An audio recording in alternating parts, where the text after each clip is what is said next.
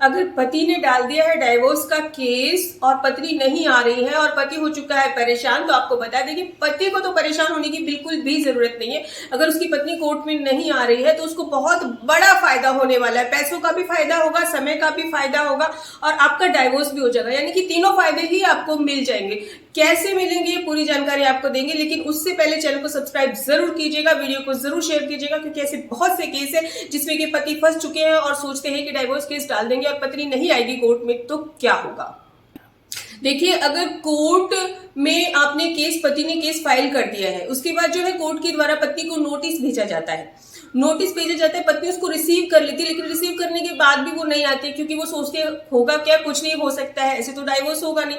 तो कोर्ट फिर से उसको 2 नोटिस भेजता है, यानी कि कुल मिला के 3 नोटिस उसको पत्नी को भेज दिए जाते हैं। लेकिन फिर भी अगर पत्नी नहीं आती है तो ऐसे में कोर्ट क्या करेगा। इतना कुछ होने के बावजूद भी अगर पत्नी कोर्ट में नहीं आ रही है तो पति कोर्ट में एक एप्लीकेशन लगा सकता है कि वो जानबूझकर मुझे परेशान करने के लिए कोर्ट में नहीं आ रही है। अगर मैं गलत होता तो वो जरूर आती, इसीलिए क्या है, इस केस को एक्स पार्टी कर दिया जाए, यानी कि मुझे डाइवोर्स दिया जाए।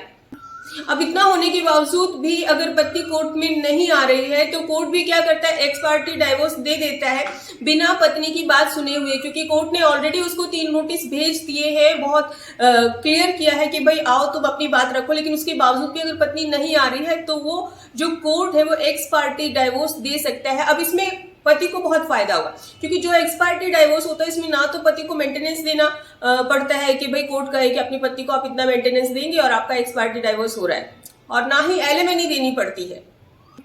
तो इस तरह से जो है उल्टा पति का ही फायदा हो जाता है। अगर पत्नी नोटिस रिसीव करने के बाद भी कोर्ट में नहीं आ रही है, उसका डाइवोर्स भी हो जाता है, उसको एलिमनी भी नहीं देनी पड़ती है और ना ही मेंटेनेंस देना पड़ता है, ऊपर से उसका समय भी बच जाता है। तो कैसी लगी आपको ये जानकारी, जरूर आप हमें कमेंट करके बताइएगा। फिर भी अगर आपकी कोई खुद की क्वायरी है, पर्सनल क्वायरी है, तो आप हमसे व्हाट्सएप नंबर पर अपॉइंटमेंट लेकर बात कर सकते हैं। धन्यवाद।